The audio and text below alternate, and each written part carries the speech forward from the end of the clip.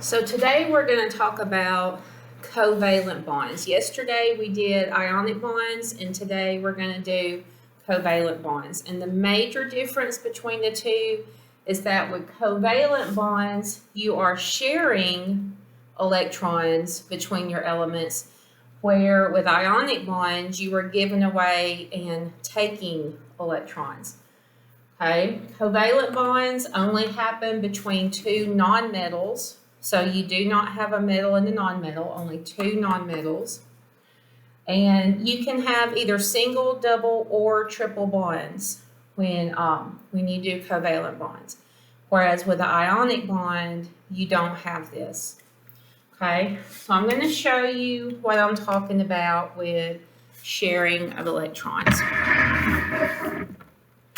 Okay, so let me move this up a little. So let's say you've got the compound CH4, which is methane. And this means you have one carbon atom and you have four hydrogen atoms that you have to bond to your carbon. Okay?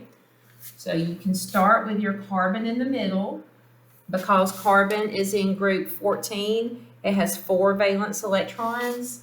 So you can put your 4 electrons around carbon like that. There's your valence electrons. Okay, hydrogen, because it's in group 1, has 1 valence electron. Okay, so you can put your hydrogens, you've got to have 4 of them. You put your hydrogens here, and you've got, we're going to mark the hydrogen electrons with an X, like this, okay?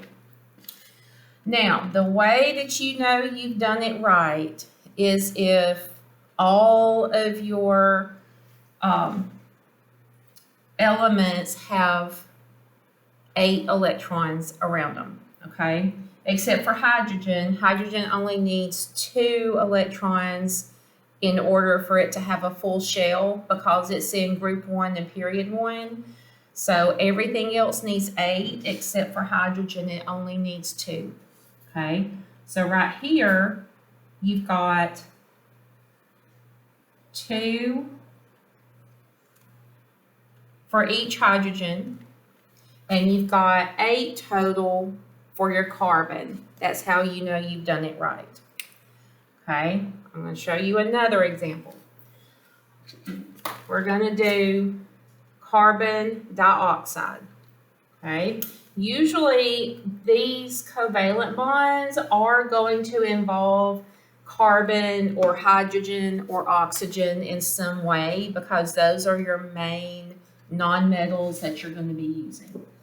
Okay, so we're going to do CO2, and I'm also going to do CO. And I'm going to show you what double and triple bonds look like. The CH4, those were each single bonds because you only had 1 pair of electrons that you were sharing, okay? And I'll go over that again in just a minute. So let's say we start with our carbon in the middle. This time, instead of putting a dot here and a dot here and then 1 on each side, I'm going to go ahead and put 2 on this side and 2 on this side because I know I'm going to have 2 oxygens. So I'm going to have to bond 2 oxygens to this carbon. So I can put an oxygen here and an oxygen over here. Now, oxygen has 6 valence electrons, okay? So you can go ahead and put 1, 2, 3, 4, 5, 6 around each one of your oxygens. Now, when you look at it this way, it looks like it's correct because you've got 8 around each oxygen, but when you look at your carbon, you've only got 4 around it. So you can't have, this is not correct, okay? You have to have 2 pairs of shared electrons right here in order for this to be 8 around carbon. So all you have to do is just move one of these pairs of electrons to go right here in the middle. Do that on each one of your oxygens. Now, you still have 8 total electrons around each of your oxygens, but since you moved these 2 down here to go up here on this side, you now have 8 around your carbon. And this is what's called a double bond, because if you look, you've got 2 shared pairs of electrons on each side, okay?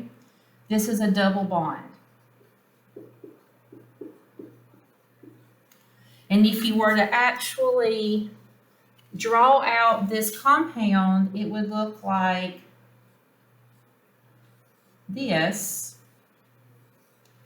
Okay, these 2 lines right here represent a double bond, where in CH4, when we had the single bonds, you would draw them like this, with just 1 line. Okay, this is a single bond, this is your double bond with 2 lines, and you're sharing 2 pairs of electrons. And this is how you know it's right, because each element has 8 electrons around it, okay? That has to happen. You cannot have any single element with less than 8 or more than 8. It has to be 8 around it. Okay, now let's look at a triple bond. We're going to look at carbon monoxide, which is just CO. Okay, you've got 1 carbon, 1 oxygen. So you've got your carbon, you've got your oxygen here. Carbon has 4 valence electrons. Oxygen has 6. Okay, now if you look, you've got 8 total around your oxygen, because you've got 1, 2, 3, 4, 5, 6, and then these 2 over here from carbon count around your oxygen, okay? But you've only got 6 with your carbon. You've got 1, 2, 3, 4, 5, and 6. So what you're going to have to do is move one of these pairs of electrons from oxygen and put it right here in the middle between your carbon and oxygen. So you can move these right here and put it here. Now, if you look, you're sharing 3 pairs of electrons between carbon and oxygen. And this is what's called a triple bond, when you share 3 pairs of electrons. And if you were to write this using the bars or the lines, it would be written like that. 3 lines to represent the triple bond.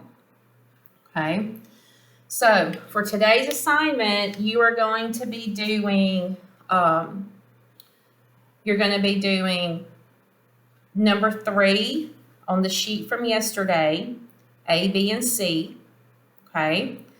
Then you are also going to be doing the problems that are in the Google Slides presentation on the last page. So I think that's like 7 total problems that you need to do.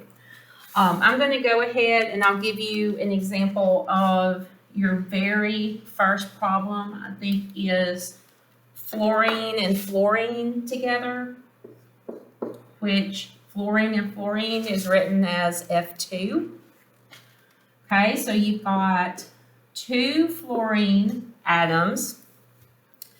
Each one of them has 7 valence electrons because they are in group 17 or 7. Okay, so you can go ahead and draw the 7 valence electrons around each of your fluorines, and then they're going to share this bond right here in the middle. And so when you write this, this is showing your bond right here. And you're sharing one pair of electrons. And each one of your fluorines has 8 around it. So that's how you know you've got it right. And just send me an email if you still need help.